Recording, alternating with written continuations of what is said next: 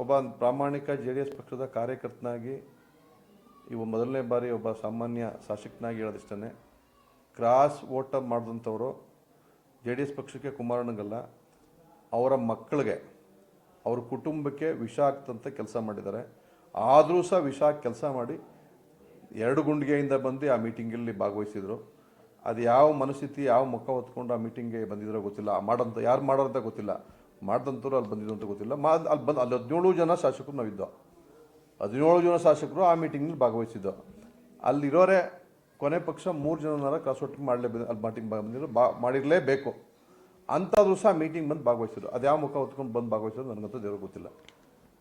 ಅವ್ರಿಗೇನು ಆತ್ಮಸಾಕ್ಷಿ ಇದೆಯೋ, ಅವ್ರ ನಡವಳಿಕೆನೇ ಹಿಂಗೆಯೋ, ಅವ್ರು ಬಂದು ದಾರಿನ ಇದೋ ಗೊತ್ತಿಲ್ಲ.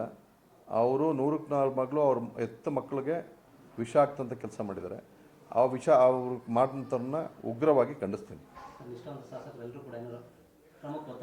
ಖಂಡಿತವಾಗೂ ಎಲ್ಲರೂ ಸಹ ಒತ್ತಾಯ ಮಾಡೋರು, ಸುಮಾರು ಜನ ಶಾಸಕರು ಒತ್ತಾಯ ಮಾಡೋರು, ಇಲ್ಲ ನೀವು ಕ್ರಮ ತಗೊಳ್ಳೇಬೇಕು, ನೀವು ತಗೊಳ್ಳಿಲ್ಲ ಅಂದರೆ ಪ್ರಾಮಾಣಿಕರು ನೋವಾಗುತ್ತೆ, ಇದು ಪುನರಾವರ್ತನೆ ಆಗುತ್ತೆ, ಬೇಡ ಅಣ್ಣ ನೀವು 100ಕ್ಕೆ 100 ಭಾಗ ನಾವು ಇಂಥವ್ರು ಹೇಳೋದು ಬೇಡ, ನಿಮಗೆ ಸೋರ್ಸ್ ಇದೆ, ನಿಮ್ಗೆ ಆಲ್ರೆಡಿ ಮಾಹಿತಿ ಬಂದು ಇದೆ, ಒಂದು ವೇಳೆ ಬಂದಿಲ್ಲ ಅಂತಂದರೆ ಮಾಹಿತಿ ಪಡೆದು ಸಂಬಂಧಪಟ್ಟವರಿಂದ ಶಿಸ್ತುಕ್ರಮ ಜರುಗಿಸಿ ಅಂತ ಹೇಳಿದ್ರು.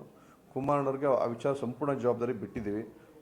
ಸಂಪೂರ್ಣವಾಗಿ ಏನೇನು ಮಾಡ್ಬೋದು, ಇನ್ನು ಯಾವ ರೀತಿ ಮಾಹಿತಿ ಕಲೆಕ್ಟ್ ಮಾಡ್ಬೋದು ದೃಢಪಡಿಸ್ಕೊಂಡು ಏನು ಯಾವುದೇ ರೀತಿ ಶಿಸ್ತುಕ್ರಮ ಜರುಗಿಸಿದ್ರು ನಾವು ಬದ್ಧವಾಗಿರ್ತೀವಿ ಅಂತ ಹೇಳಿದ್ದೀವಿ. ಅವ್ರಿಗೆ ಬಿಟ್ಟಿದ್ರಿ, ಅವ್ರೇನು ತೀರ್ಮಾನ ತಗೋತಾರೋ ಅದಕ್ಕೆ ನಾವು ಬದ್ಧ.